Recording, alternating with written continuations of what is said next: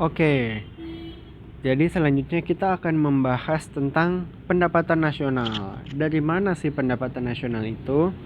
Terus pergi kemana dia? Oke. Nah, kira-kira apa sih yang menentukan total pendapatan atau total output suatu ekonomi? Kemudian bagaimana harga dari faktor produksi itu ditentukan? Tentu saja untuk memproduksi output ke input kita butuh yang namanya di sini faktor produksi.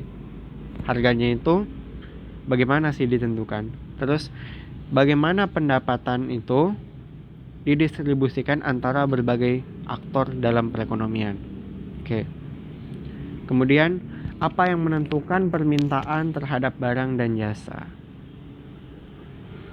Dan bagaimana equilibrium di pasar barang dan jasa itu tercapai.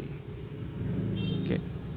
Nah, pertama kita akan membahas outline dari model. Kita akan asumsikan perekonomian tertutup. Kemudian market clearing model, artinya harga itu langsung menyeimbangkan supply dan demand. Oke. Dari sisi penawaran, tentu saja ada pasar faktor produksi. Oke. Di pasar faktor produksi itu kita mempunyai supply terhadap faktor produksi, demand, dan harganya. Supply side itu maksudnya kayak dari sisi penawarannya kan. Nah, adanya supply, demand, dan harga ini itu akan mencapai keseimbangan kan. Itu akan menentukan output yang dihasilkan perekonomian. Kalau kita menentukan berapa banyak orang yang kerja, tentu saja kita bisa menentukan berapa banyak output yang diproduksikan. Nah, dari sisi demand itu akan menentukan konsumsi, investasi, dan government spending. Untuk NX itu kita tidak masukkan karena kan closed economy. Oke. Nah, jadi equilibrium itu di sini yang akan kita pelajari ada dua, di pasar barang, kemudian di pasar dana pinjaman, loanable funds. Oke. Nah, apa sih yang dimaksud dengan faktor produksi? Jadi faktor produksi itu apa yang kita butuhkan untuk mentransformasi dari input menjadi output. Dari bahan mentah kita transformasi dia menjadi output yang dapat dikonsumsi. Nah, pertama ada yang namanya capital. Capital itu adalah alat, mesin, kemudian struktur yang kita gunakan dalam proses produksi. Nah, L itu adalah labor. Labor itu adalah usaha fisik dan mental dari pekerja.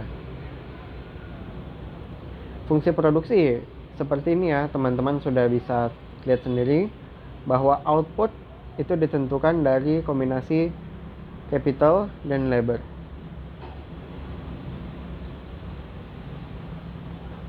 Nah, jadi di fungsi produksi ini kita asumsikan dia constant return to scale.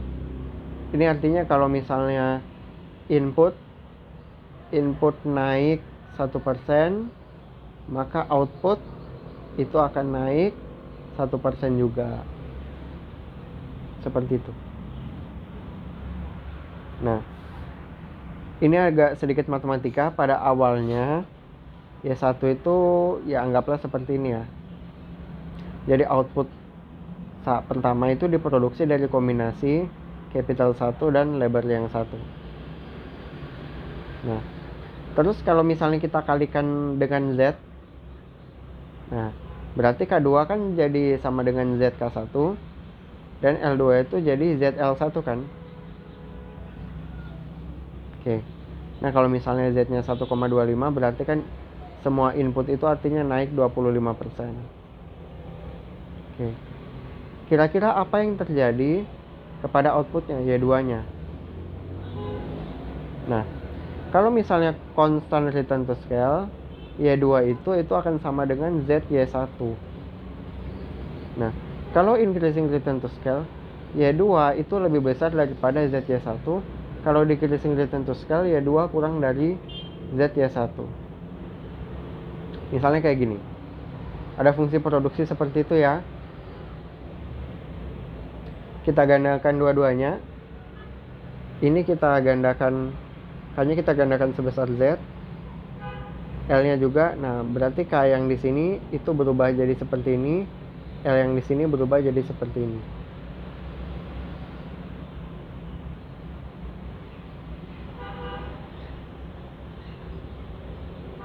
Nah, seperti itu ya. Nah, jadi ini yang namanya constant return to scale. Pada akhirnya kita akan mendapatkan fungsinya seperti ini. Dan akar KL ini kan sama dengan ini. Berarti kita bisa bilang sama dengan ZFKL. Artinya input itu kita naikkan sebesar K, maka output dia akan naik juga sebesar K. Ya kan? Nah, kalau kayak begini kita gandakan misalnya, berarti kan kayak gini.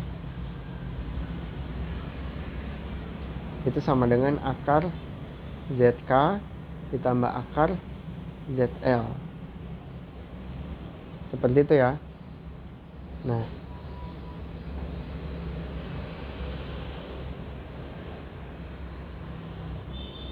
ini dalam kurung ya harusnya.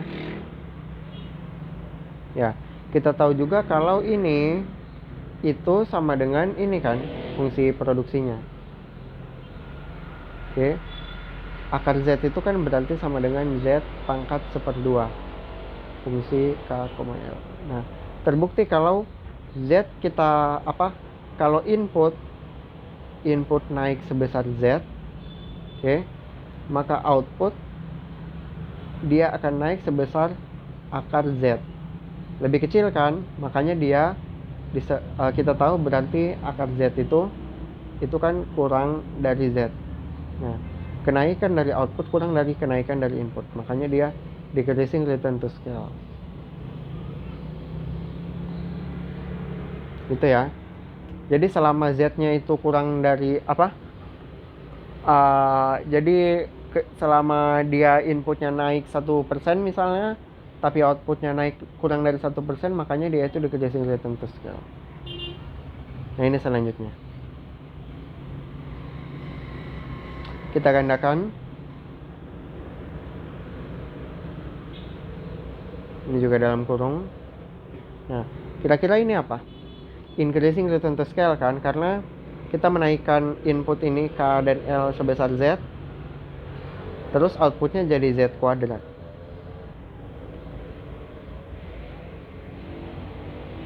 Ya kan? Oke. Nah, silakan dicoba.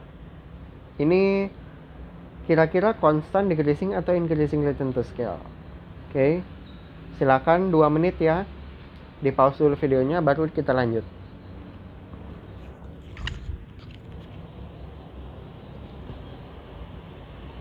Oke.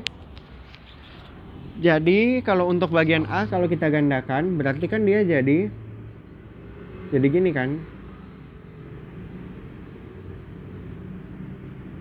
Nah, kayak gini. Berarti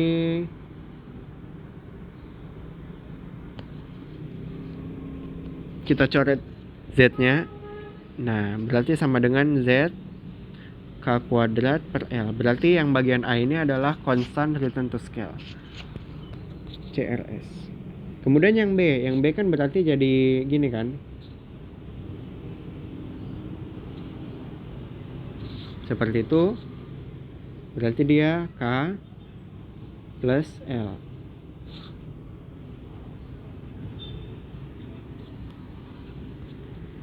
Oke. Jawabannya yang di sini kita lihat constant return to scale. Kemudian jawaban yang ini juga adalah constant return to scale. Dua-duanya constant return to scale. Nah, apa sih asumsi dari model ini? Model fungsi produksi, teknologi itu tetap. Teknologi itu A, biasanya kita bilangnya A. Kemudian, nah, jadi jumlah capital dan labor yang ada di dalam ekonomi itu fix. Jadi kayaknya itu kita ibaratkan ada tanda kalau kayak gini itu fix artinya, dan L-nya seperti ini juga. Nah, kemudian setelah kita membahas fungsi produksi, kita bisa menentukan GDP. Oke. Nah, output itu GDP itu ditentukan oleh teknologi yang tetap dengan supply dari faktor produksi yang tetap. Ya kan? Nah, ini fungsi produksi tadi, ya kan? Kalau misalnya K-nya tetap dalam jangka waktu tertentu, L-nya juga, berarti kan outputnya juga akan tetap. Nah, selanjutnya ada distribusi dari pendapatan nasional. Kalau misalnya kita sudah produksi output, ya outputnya buat siapa? Itu tujuan kita kan. Nah, itu ditentukan oleh harga faktor produksi. Nah, harga faktor produksi itu adalah harga per unit yang dibayar perusahaan untuk faktor produksi. Nah, upah itu adalah harga dari labor. Kemudian, nah, rental rate itu maksudnya sewa modal, biaya bunga, itu adalah harga dari capital. Nah, itu adalah ada beberapa notasi. Beda ya, bedakan nominal sama real. Kalau real itu sudah di-adjust sama harganya, sudah dibagi sama harga biasanya. Oke. Nah, harga faktor produksi itu ditentukan oleh supply dan demand di pasar faktor produksi tentu saja. Nah, ingat kembali bahwa penawaran dari faktor produksi capital dan labor tetap ya, fix. Nah, bagaimana dengan demand-nya? Apakah demand-nya fix? Kita akan lihat. Nah, kalau kita asumsikan pasarnya persaingan sempurna, maka perusahaan bertindak sebagai price taker kan. Harga outputnya diterima aja, wages sama rent-nya juga diterima aja.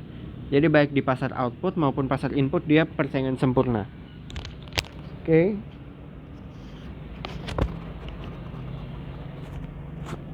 Nah, ide dasarnya itu adalah kalau kita membicarakan permintaan dari tenaga kerja, kenapa sih perusahaan itu minta tenaga kerja? Ya buat kerja, iya kan? Nah, tapi kan kalau misalnya perusahaan meng-hire labor, tentu saja ada cost-nya kan, gajinya. Tapi ada juga benefitnya. Jadi selama biayanya masih lebih besar daripada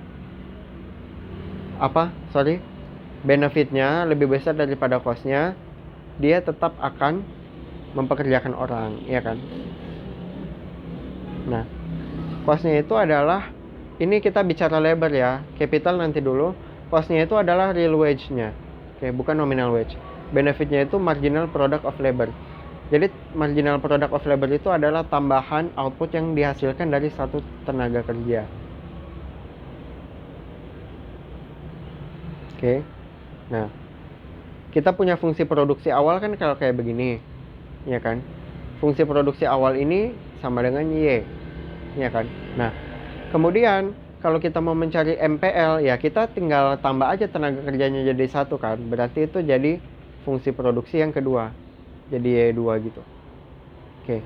Atau dan kata lain ini Y1, di sini Y2, berarti MPL itu sama dengan Y2 min Y1 dibagi L2 min L1. Ya kan? Atau delta Y dibagi delta L. Delta Y ini delta Q juga sama aja.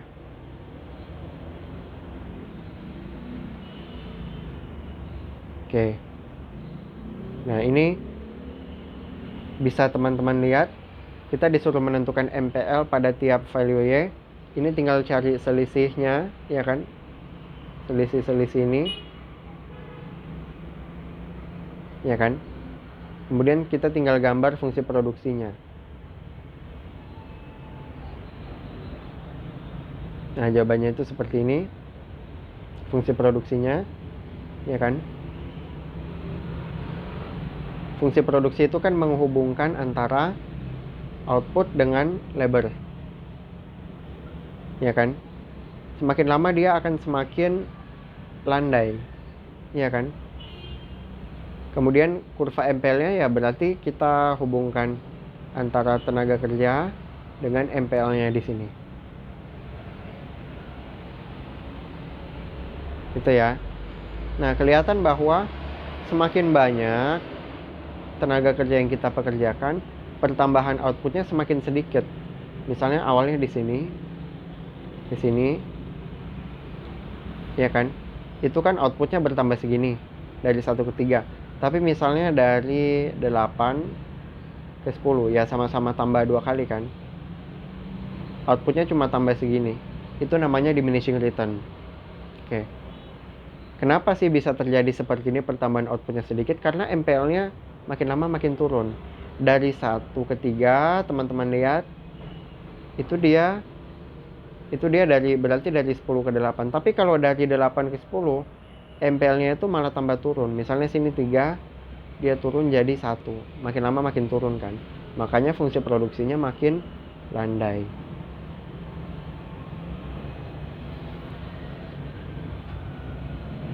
Ini fungsi produksi. Nah, jadi kemiringan fungsi produksi itu adalah MPL-nya. Makin lama makin kecil kan? Karena ada yang namanya diminishing marginal return.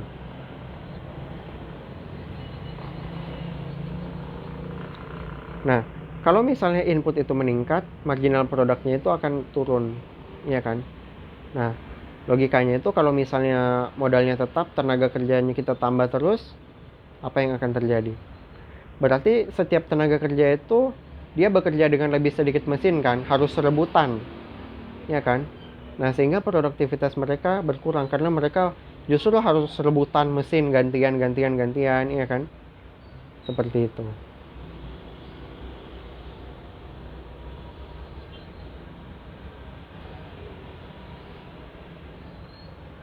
Nah, silakan ya.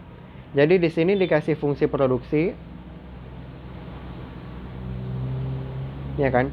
Disuruh cari yang mana yang bisa ada terjadi diminishing marginal return to labor. Silakan dikerjakan selama 5 menit ya. Oke.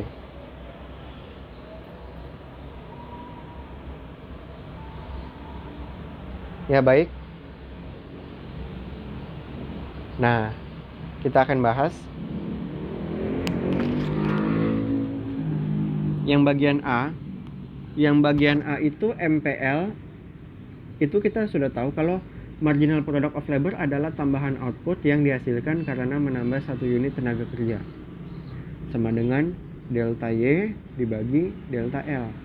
Ini fungsi produksi kan, ini Y, ya kan? Ini juga Y, ini juga Y. Ya kan? Sehingga MPL ini adalah kita turunkan Y terhadap L. Berarti ini sama dengan, karena turunan terhadap L berarti ini kan tidak ada, sama dengan 15. MPL-nya 15. Berarti konstan kan? Berarti tidak ada diminishing marginal return to labor. Kemudian yang kedua itu kan berarti itu adalah ini sama dengan K pangkat 0,5 L pangkat 0,5. Kita turunkan terhadap L berarti sama dengan 0,5. Ini pindah ke depan sini kan, dikali K-nya tetap 0,5, L-nya 0,5 min 1. Berarti sama dengan 0,5 K pangkat 0,5 per L pangkat 0,5. Ya kan? Kelihatan di sini, ya kan? Di sini itu ada 0,5. Berarti makin kecil kan dia, makin lama kalau penggunaan ini ditambah, ya kan?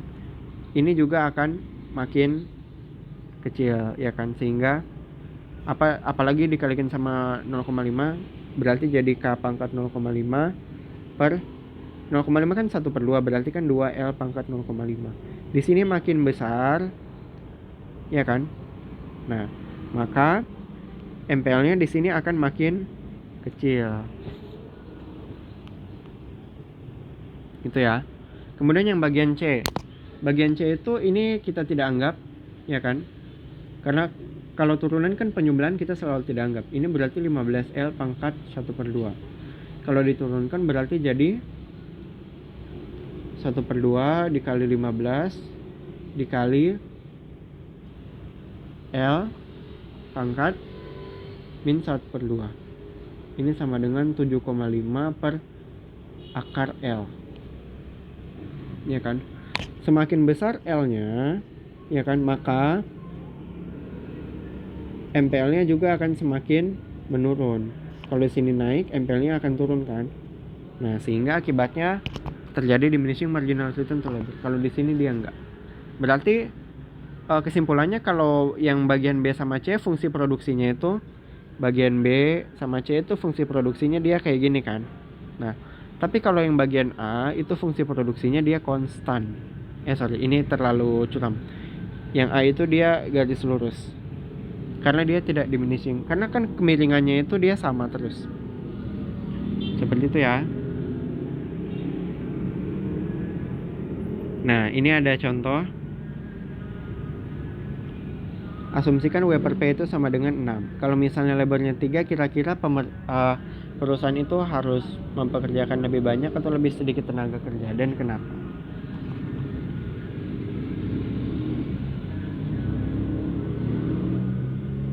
Nah, untuk menjawab soal ini kita harus bandingkan benefit dan cost, biayanya. Ini tadi kalau teman-teman masih ingat, ini kan upah real, itu adalah cost-nya kan. Kalau dia mempekerjakan sebesar 3, cost-nya adalah 6. Ini kalau dia mempekerjakan sebesar 3, ini 7. Oke. Kalau mempekerjakan sebesar 3, benefitnya cost-nya adalah 6 di sini. Benefitnya itu berarti MPL-nya kan. Nah, MPL-nya itu berarti kita lihat dari 2 ke 3 tenaga kerja, MPL-nya itu berarti 8. Ya kan? 8 masih lebih besar daripada 6, berarti kita mempekerjakan, ya kan? Tambah lagi tenaga kerjanya. Kalau bagian E, pada saat dia 7 di sini, MPL-nya 4, benefitnya berarti 4, cost-nya 6, berarti udah nggak cocok, ya kan? Nah, pada titik apa seharusnya dia maksimum tenaga kerjanya? Pada titik dimana benefitnya sama dengan cost-nya. Cost-nya adalah W per P, benefitnya adalah MPL. W per P-nya 6, berarti cari yang MPL-nya 6, berarti pada saat mempekerjakan sebesar 5 tenaga kerja. Nah, MPL ini bisa kita bilang adalah permintaan tenaga kerja ya. Nah, di sini dia bilang setiap perusahaan itu mempekerjakan tenaga kerja sampai pada poin ketika MPL sama dengan W per P. Oke. Nah, kalau misalnya ini harus teman-teman ingat. Sebenarnya ini aku bisa rubah rumusnya. Jadi W sama dengan P, ini geser ke sana, berarti kan jadi perkalian dikali MPL. P dikali MPL itu namanya VMPL. VMPL itu maksudnya value, nilainya.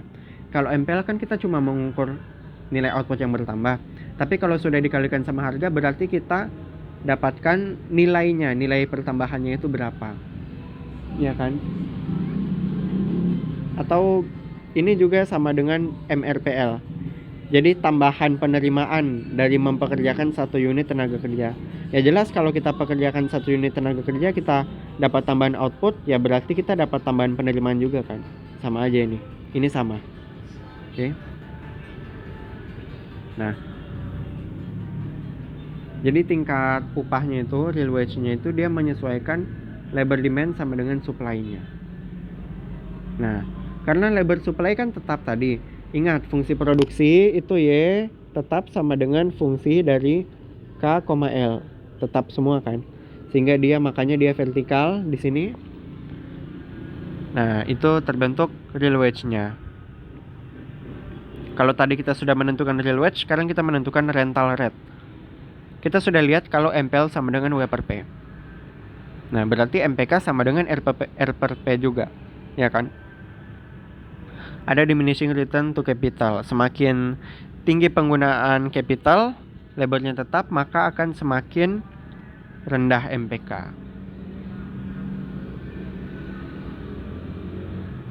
Sama ya. Nah, ini juga sama. Karena capitalnya fix, ya kan? Makanya dia vertikal gini.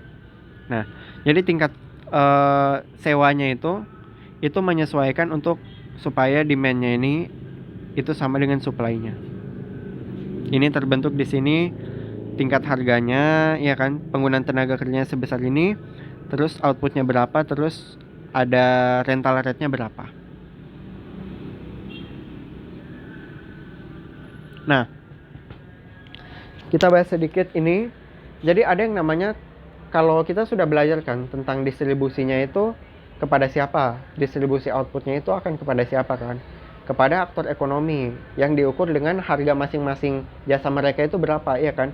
Kalau jasa mereka tinggi maka mereka akan dapat lebih banyak. Nah, tapi kalau menurut teori dari neoklasikal itu dia bilang kalau setiap input faktor produksi itu dibayar sesuai dengan marginal produknya. Oke. Nah, itu sesuai dengan yang diterima sama ekonom-ekonom lain. Sebenarnya yang kita pelajari itu adalah teori neoklasikal, ya kan? Kita kan bilang W per P itu sama dengan MPL, ya. W apa? Ini kan buat tenaga kerja kan? Itu sama dengan marginal produknya.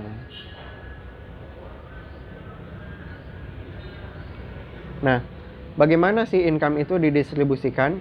Total pendapatan yang diterima tenaga kerja adalah gaji mereka dikali dengan jumlah orang yang kerja kan? Ini W per P sama dengan MPL, kita tahu kan, dikalikan dengan ini fix.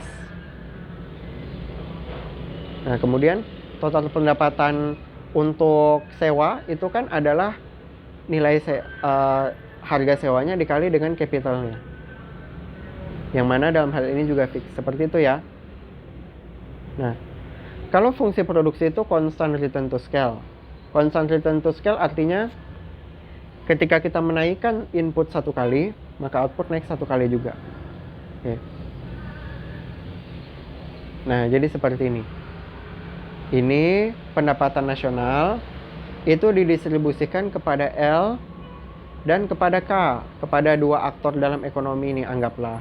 Karena L-nya tetap, K-nya juga tetap, maka pendapatan nasionalnya tetap. Seberapa banyak sih yang didapat oleh L, kita kali sama MPL-nya. Itu adalah labor income. Dan seberapa banyak yang didapat oleh tenaga kerja, kita kali dengan MPK-nya. Itu adalah capital income-nya. Seperti itu ya. Nah, jadi apa? Terhadap total income, pendapatan suatu negara, pendapatan yang masuk ke kantongnya pekerja, itu mayoritas konstan. Oke, capital juga sama. Kemudian ada fungsi Cobb-Douglas, oke. Itu ada konstan juga. Nah, teman-teman pasti pernah lihat ini kan. Fungsi Cobb-Douglas itu kan kayak gini. A ini adalah teknologi, K capital, L labor, alpha. Alpha itu adalah elastisitas penggunaan modal. Oke. Atau di sini dia bilang alpha itu adalah dari total income kira-kira berapa banyak sih berapa persen yang diperoleh oleh capital. Kalau 1 min alpha ya berarti yang tersisa untuk labor kan. Oke, MPK berarti kan kita turunkan ya kan. Silakan teman-teman turunkan MPK-nya seperti itu, MPL-nya seperti itu. Nah, kemudian kita sudah pelajari tentang supply side ya kan. Sudah, supply side kita sudah pelajari, ada supply, demand, ada harga di pasar faktor produksi yang ditentukan MPK, MPL, W per P, R per P ya kan. Cara menentukan outputnya kita sudah pelajari juga ya kan. Dimana Y sama dengan fungsi dari K, L ya kan. Sekarang kita pergi ke demand side ya kan. Permintaan barang dan jasa itu adalah CIGXM kan. Nah, closed economy tidak ada NX. Nah, konsumsi itu fungsinya adalah seperti ini. Jadi konsumsi itu adalah fungsi dari disposable income. Disposable income itu pendapatan yang siap dibelanjakan. Adalah pendapatan Y dikurang dengan T. Atau dan kata lain C itu sama dengan fungsi dari YD. Ini masih ingat kalau di capture 1 ini masuk general atau specific equation? Jawabannya adalah general, karena belum ada angka-angkanya. Nah, kalau pendapatan disposable naik, maka konsumsi akan naik juga. MPC ya berarti tambahan konsumsi ya. Fungsi konsumsi seperti ini, itu adalah MPC-nya. Pokoknya kalau ada kata marginal itu selalu kemiringan. Investasi itu tergantung dari suku bunga. Suku bunga real ya, bukan suku bunga nominal. Karena dalam ekonomi yang berpengaruh itu real, bukan nominal. Orang tidak peduli uangnya itu banyak atau enggak. Yang dia peduli adalah dengan uang segitu berapa banyak barang yang bisa dia beli. Jadi dia lebih peduli terhadap barangnya, bukan terhadap uangnya. Seperti itu ya. Oke. Nah, kemudian tingkat suku bunga real ya, itu adalah cost of borrowing, biaya pinjaman. Kemudian adalah opportunity cost, biaya peluang untuk menggunakan sumber daya untuk mendaya investasi. Maksudnya itu kayak gini. Kalau misalnya kamu pinjam uang sama aku 1 juta, berarti aku kasih duit 1 juta ke kamu kan. Aku nggak bisa pakai duit 1 juta itu, iya kan, untuk melakukan hal-hal lain. Nah, aku kehilangan sesuatu, tambahan bunga misalnya. Itu adalah opportunity cost dari meminjam. Seperti itu. Sama aja. Sehingga kalau misalnya tingkat bunga makin naik, maka aku kurang bisa melakukan investasi. Biaya investasi akan besar daripada, maksudnya opportunity cost dari berinvestasi itu akan besar. Daripada aku investasi, lebih baik aku taruh di bank. Ingat, investasi itu pembelian fisik ya, bukan finansial. Kalau masih ingat di capture 2, ya kan? Sehingga kalau suku bunga naik, investasi turun. Nah, ini fungsi investasi. Dia sama kayak kurva permintaan ya. Oke. Nah, government spending itu dia mengecualikan transfer payment ya, seperti yang kita pelajari di capture 2. Contohnya itu adalah manfaat yang diterima sama orang pengangguran. Terus ada social security benefit. Oke. Nah, kita mengasumsikan di sini government spendingnya fix. Terus pajaknya juga fix, exogen. Oke. Nah, melalui fungsi-fungsi tadi kita tahu kalau aggregate demand itu adalah seperti ini. Oke. Penjumlahan antara C, I, dan G yang masing-masing itu ditentukan lagi oleh variabel-variabel tertentu. Oke. Nah, aggregate supply, kita tahu aggregate supply itu adalah outputnya, ya kan? Yang ditentukan oleh fungsi produksi, ya kan? Yang mana fungsi produksi sendiri itu ditentukan dari K dan labor yang fix. Oke. Kita samakan aggregate demand sama dengan supply, berarti kan jadi kayak gini. Oke. Nah, jadi tingkat suku bunga ini itu akan menyesuaikan supaya demand sama supply-nya itu sama. Jadi kalau ada tingkat harga, di sini ada tingkat bunga gitu. Nah, untuk lebih jelas akan kita latihan. Kemudian ada pasar dana pinjaman. Nah, sekarang kalau tadi kita ke pasar barang dan jasa, kita sekarang ke pasar finansial, pasar pinjaman. Oke. Jadi pasar dana pinjaman ini adalah model permintaan penawaran yang paling simpel di sistem keuangan. Oke. Nah, karena dana yang kita punya itu kita bisa pinjamkan ke orang lain dan kita dapat bunga. Nah, di situ ada orang yang minta dana, ada yang menawarkan dana. Oke. Nah, kalau misalnya orang mau investasi, tentu saja dia perlu dana kan. Dananya itulah yang masuk ke dalam demand for funds. Jadi kalau ada investasi itu adalah bagian dari permintaan terhadap dana pinjaman. Kemudian kalau ada orang yang nabung di bank, itu kan saving kan. Mereka itulah yang akan menawarkan dana kepada investasi ini. Berarti penawaran dana pinjaman berasal dari saving. Nah, harga dari dana, sebagaimana harga di pasar barang dan jasa, di pasar apapun punya harga. Dalam hal ini di pasar loanable funds harganya adalah real interest rate. Oke. Nah, permintaan terhadap dana pinjaman itu berasal dari investasi. Nah, ini perusahaan itu meminjam untuk mendanai pengeluaran terhadap plant and equipment, terus building dan lain sebagainya. Kemudian konsumen juga meminjam, ya kan, meminjam untuk membeli rumah baru, ya kan. Ini tergantung negatif terhadap R, ya kan. Harga dari pinjamannya, kalau harga dari pinjaman makin naik ya berarti pinjamannya akan makin turun. Jumlah permintaan terhadap dana pinjaman akan turun. Seperti ini ya. Ini adalah kurva investasi, ya kan? Itu sama dengan kurva permintaan terhadap dana pinjaman. Kemudian kalau supply itu kan berasal dari saving. Oke, supply berasal dari saving. Nah, karena household yang punya kelebihan dana ya dia saving lah, ya kan? Dapat duit. Itu dia korelasinya positif, ya kan? Nah, jadi saving dalam ekonomi itu ada dua jenis. Yang pertama itu ada yang namanya private saving. Private saving itu adalah pendapatan disposable dikurangi konsumsi. Oke. Jadi private itu artinya rumah tangga. Tabungan rumah tangga setelah dia pakai konsumsi. Seperti ini ya. Kemudian ada yang namanya public saving. Public saving itu adalah selisih antara pajak dikurangi pengeluaran pemerintah. Kalau kita tambahkan, kita dapat national saving. Nah, seperti itu ya. National saving itu adalah Y min C min G. Oke. Sebenarnya itu asalnya dari sini. Kita tahu kalau dalam perekonomian tertutup Y sama dengan C plus I plus G. Iya kan? Y min C min G itu sama dengan I. Investasi harus sama dengan saving, mau tidak mau. Iya kan? Oke.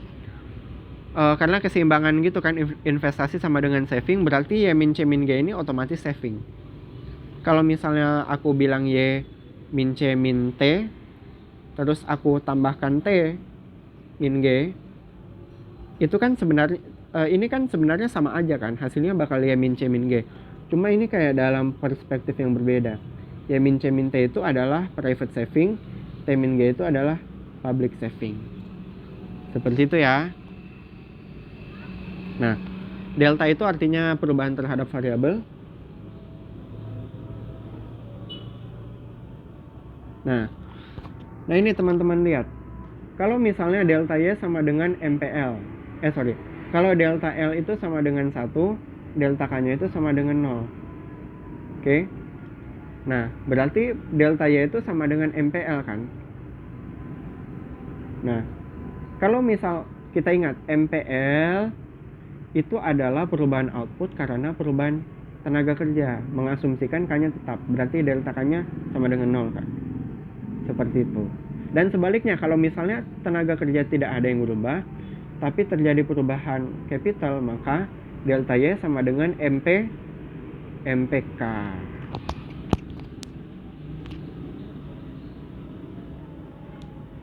Nah, ini ada. Nah, teman-teman lihat di sini, yang di sini ya. Jadi perubahan pendapatan disposable itu adalah perubahan pendapatan dikurangi dengan perubahan pajaknya kan. Nah, kita tahu kalau delta C itu sama dengan MPC dikali perubahan pendapatan ini kan. Jadi kayak gini. Kita tahu MPC itu sama dengan delta C per delta Y. Berarti kan delta C perubahan konsumsi itu sama dengan MPC dikali delta Y. Ya kan?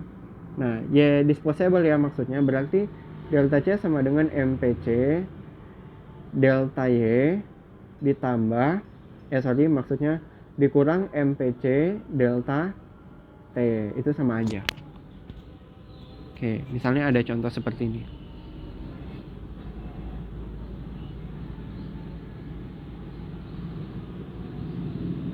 Nah, silakan ya. Coba teman-teman kerjakan ini. Misalnya MPC-nya 0,8, MPL-nya 20. Oke. Kalau misalnya terjadi yang disuruh hitung adalah delta S ya. Kalau misalnya ada kondisi-kondisi seperti ini. Silakan dikerjakan selama 5 menit.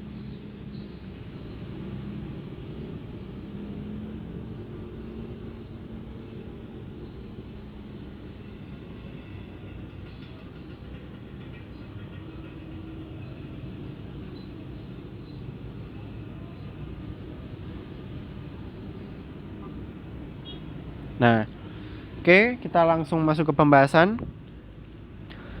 Nah, jadi kita tahu kalau saving itu sama dengan Y dikurang C dikurang G. Iya kan? Kenapa sih maksudnya itu saving kan sama dengan I, investment selalu sama dengan saving. Demand selalu sama dengan supply. Berarti kita bisa bilang saving adalah Y min C min G kan. Nah, kalau kita tambah delta di depannya kan berarti jadi kayak gini. Ya kan? Ya tinggal kita masukkan aja kan, sama dengan delta Y dikurang delta C. Delta C itu adalah seperti ini dikurang delta G. Gitu ya. Nah, berarti kan di sini delta S itu sama dengan delta Y min delta C min delta G. Nah, berarti delta S itu sama dengan delta Y-nya 100 dikurang delta C. Delta C kan berarti 0,8 dalam kurung delta Y dikurang delta T, ya kan? 0 dikurang delta G 100. Ya kan? Oke, kemudian kita lihat di sini. Nah, dia jadi seperti itu ya. Jadi ini itu adalah penjabaran dari ini semua. Silakan dicermati dulu.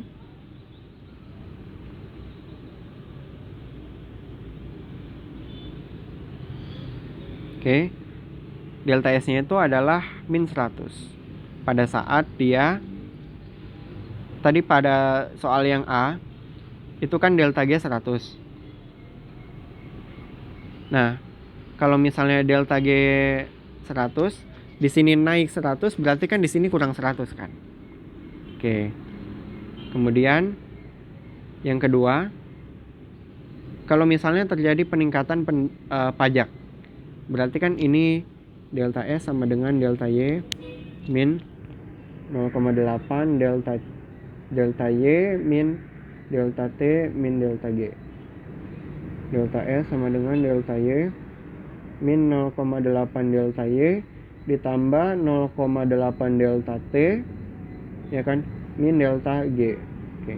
Kalau delta G 100, di sini 100 naik, maka di sini berkurang 100 kan. Nah, kalau delta T-nya sama dengan 100 ini, berarti delta S-nya akan naik sebesar 80. 0,8 dikali 100 itu kan sama dengan 80. Kemudian kalau delta Y sama dengan 100. Oke. Nah, ini kan sebenarnya ini itu 0,2 delta Y. Berarti delta delta S-nya akan naik sebesar 20. Kemudian kalau misalnya delta L sama dengan 10, nah kalau delta L sama dengan 10, kita tahu kalau MPL-nya kan 20. Nah, MPL kan 20, berarti 20 sama dengan delta Y per delta L. Ya kan? 20 sama dengan delta Y per delta L. Delta L 10, berarti delta Y-nya sama dengan 200. Berarti 200 dikali 0,2 sama dengan 40. Seperti itu ya. Nah, benar ya. Oke. Nah, kemudian ada kondisi yang namanya budget surplus sama defisit. Budget surplus itu kalau penerimaan lebih besar daripada pengeluaran, T lebih besar daripada G. Oke. Maka public savingnya positif. Oke. Kalau misalnya kurang ya berarti public savingnya negatif. Kalau misalnya sama berarti public savingnya 0, balance budget. Oke.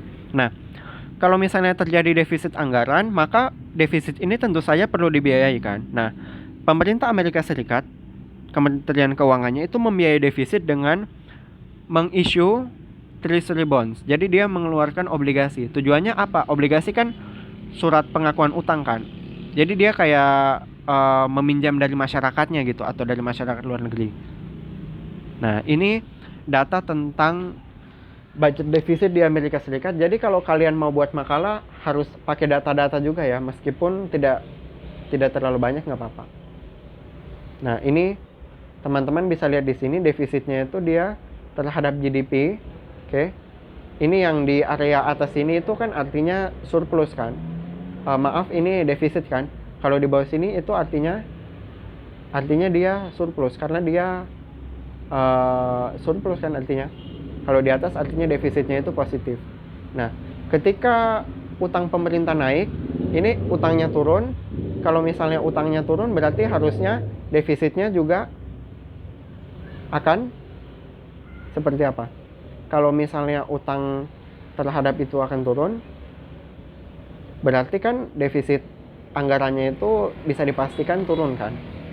Karena kalau misalnya defisit turun ya berarti nggak perlu ngutang, ya kan? Di sini utangnya turun, tapi kemudian naik lagi. Nah, itu yang salah. Oke. Nah, di sini dia kasih bilang pada awal 1990, jadi tiap $1 pajak kita itu 0,18-nya itu untuk membayar bunga. Tapi sekarang sudah makin kecil ya. Alhamdulillah, itu di Amerika. Oke. Nah, kurva penawaran dari loanable funds itu bentuknya adalah seperti ini. Oke. Kenapa dia, kalau misalnya teman-teman tahu, pernah lihat kurva loanable funds itu bentuknya seperti ini kan? Ini adalah saving karena tingkat suku bunga itu berbanding lurus dengan tingkat adanya saving kan. Makanya itu kurva penawarannya itu seperti ini. Nah, tapi kalau dalam kasus ini kalau kita pergi ke tingkat yang lebih tinggi, itu dia bentuknya vertikal. Oke. Kenapa? Karena national saving kan di sini tidak ada suku bunga kan. Ya kan? Sehingga kurva supply-nya itu vertikal karena semakin tinggi atau semakin rendah suku bunga ya dia tetap aja di sini kan. Di sini kan nggak ada variabel investasi kan. Kayak gitu. Nah, jadi kalau teman-teman misalnya ditanya apakah kurva penawaran loanable funds itu selalu berbentuk upward sloping? Jawabannya tidak, karena pada tingkat yang lebih kompleks, yang lebih advance, suku bunga itu dia tidak masuk ke dalam model kita kan, tidak masuk ke dalam model national saving di sini. Oke. Equilibriumnya ya supply sama dengan demand. Ya kan? Nah, itu adalah interest rate equilibrium. Investasi dan saving equilibrium ada di situ juga. Nah, jadi suku bunga itu kan dia untuk menyeimbangkan pasar barang dan jasa dan pasar dana pinjaman kan. Kalau misalnya pasar loanable funds-nya itu di dalam equilibrium, berarti permintaan dana pinjaman sama dengan penawaran dana pinjaman. Atau dengan kata lain, permintaan datang dari investasi sama dengan penawarannya datang dari national saving, Y min C min G. Oke. Nah, kalau misalnya kita tambah C min G, itu kan berarti sama aja, Y sama dengan C plus I plus G. Equilibriumnya itu juga ada di pasar barang dan jasa. Ya kan? Jadi kesimpulannya apa? Kalau misalnya di pasar loanable funds equilibrium, maka di pasar barang dan jasa juga akan tercapai equilibrium.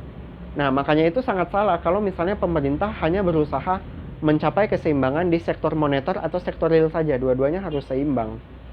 Gitu ya. Nah, seperti ini. Equilibrium di pasar dana pinjaman sama dengan equilibrium di pasar barang dan jasa. Nah, kembali lagi kita bahas ke capture 1, teman-teman harus mengingat bahwa setiap model itu punya keterbatasan. Dan setiap model kita harus tahu variabelnya apa saja, eksogen dan endogennya. Oke. Kita harus tahu definisinya, kemudian slope-nya itu maksudnya apa sih? Kayak tadi slope dari fungsi produksi itu MPL, iya kan? Fungsi konsumsi itu slope-nya adalah MPC. Seperti itu. Nah, kemudian semua lain-lain yang bisa menggeser kurvanya itu harus kita pelajari. Oke. Nah, kita semua tahu kalau kurva dana pinjaman, kurva savingnya itu penawaran dana pinjaman itu tentu saja sama kayak kurva-kurva ekonomi yang lain, bisa bergeser, bisa bergerak di sepanjang kurva. Nah, apa saja sih yang bisa menggeser kurva ini? Yang pertama ada yang namanya public saving. Oke. Nah, dengan adanya public saving misalnya, private saving juga. Public saving itu bisa dipengaruhi oleh kebijakan fiskal, perubahan government spending dan tax. Iya kan? Perubahan ini akan menyebabkan perubahan public saving, akan menyebabkan perubahan national saving yang merupakan dasar dari pembentukan kurva penawaran. Kemudian private saving juga. Private saving kan asalnya dari konsumen. Misalnya preferensi seseorang. Kemudian hukum pajak gitu, kayak undang-undang pajak yang mempengaruhi saving. Nah, misalnya kalau di Amerika Serikat ada 401k, ya kan? Kalau di Indonesia kayak pajak penghasilan dan lain-lain.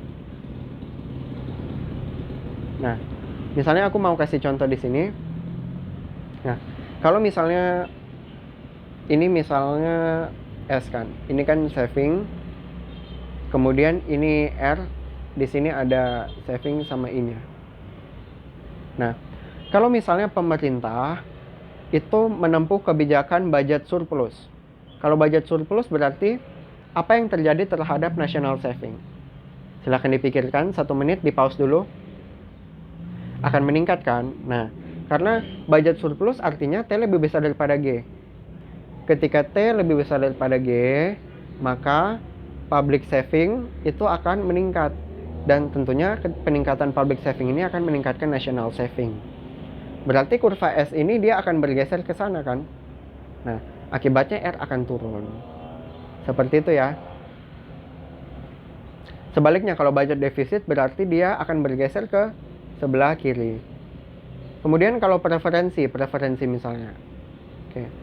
Kalau misalnya pemerintah jadi kalau perusahaan investasi itu nggak usah bayar pajak deh.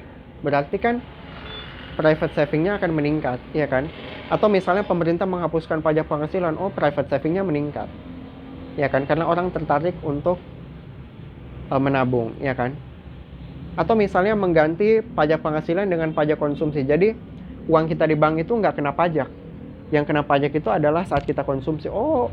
Untung sekali orang, makanya mereka akan meningkatkan private savingnya. Sama, dia akan menggeser ke sebelah kanan juga, ya kan?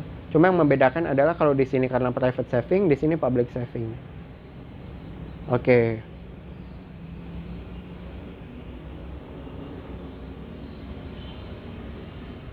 Nah, ini ada, kalau kalian tahu Presiden Ronald Reagan, dia punya defisit, kebijakan defisit ya.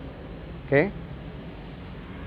Kebijakan defisitnya itu dia pengeluarannya besar, terus pajaknya kurang. Akibatnya ini naik, ya kan?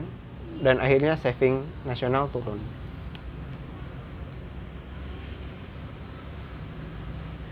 Nah, atau dan kata lain, kalau misalnya pajaknya turun, konsumsi akan naik kan? Kalau di sini turun ya berarti sini akan naik kan di sini. Karena konsumsi naik, ingat Y min C min T. Ya kan? Ini adalah private saving. Kalau konsumsi naik ya berarti private savingnya akan turun. Akibatnya national savingnya juga turun.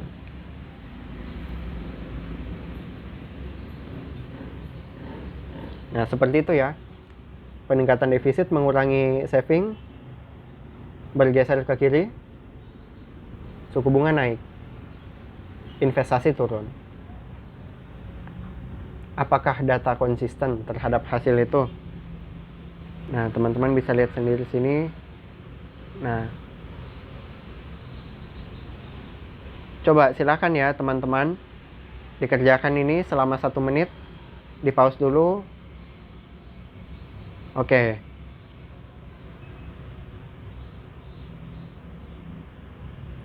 Nah, berarti kan ini kurvanya kita gambar dulu seperti ini kan. Nah, kalau misalnya pajak, undang-undang pajak itu kayak menyediakan banyak insentif untuk private saving, iya kan? Ya, berarti apa yang terjadi? Yang terjadi adalah orang semakin semangat menabung. Berarti kan private saving naik, national saving akan naik. Oke. Maka suku bunga akan turun, investasi akan naik. Seperti itu ya teman-teman. Nah, kalau tadi kita pelajari apa sih yang menggeser kurva penawaran loanable funds yang berasal dari saving, sekarang kita pelajari apa yang bisa menggeser kurva permintaannya, kurva investasi. Oke. Misalnya ada inovasi teknologi. Oke. Nah, kalau misalnya perusahaan mau ambil manfaat dari inovasi teknologi, maka mereka harus membeli barang-barang investasi, ya kan? Sehingga investasi mungkin saja akan meningkat. Kemudian juga ada yang nama hukum pajak ini, dia bisa mempengaruhi saving, bisa investasi juga, investment tax credit contohnya. Jadi kalau misalnya kamu buka pabrik di Indonesia, kamu nggak usah bayar pajak. Oh, senang orang, makanya investasi akan naik. Geser ke kanan kan. Nah, seperti ini kan. Oke. Seperti itu. Suku bunga akan naik, tapi dia punya ini saving dan investmentnya tetap. Karena di model ini kita asumsikan suku bunga itu tidak ada pengaruhnya sama saving. Ya kan S sama dengan Y min C min G. Nggak ada kita masukkan variabel interest rate. Oke.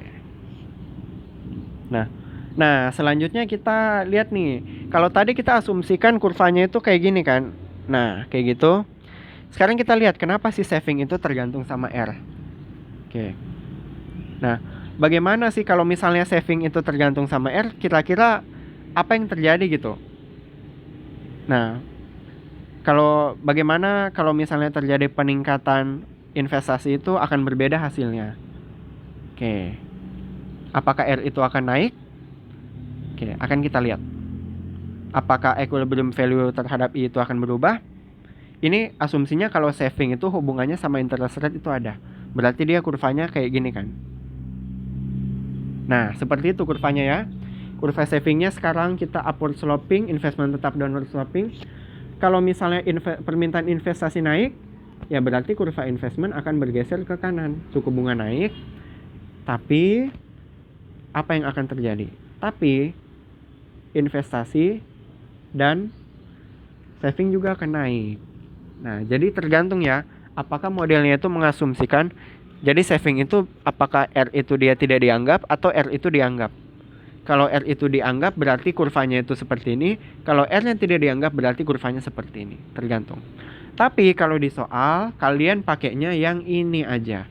Oke, karena kalau untuk OSN, KSN itu suku bunga masih dianggap mempengaruhi saving. Seperti itu ya. Jadi kesimpulannya berbeda. Kalau kalau dia seperti ini, maka peningkatan investasi itu cuma akan menyebabkan suku bunga naik. Ini di sini dia tetap. Gitu ya. Nah, ini adalah summary-nya. Total output itu ditentukan oleh jumlah capital dan labor yang ada di dalam suatu ekonomi. Tentu saja, teknologi juga berpengaruh. Oke.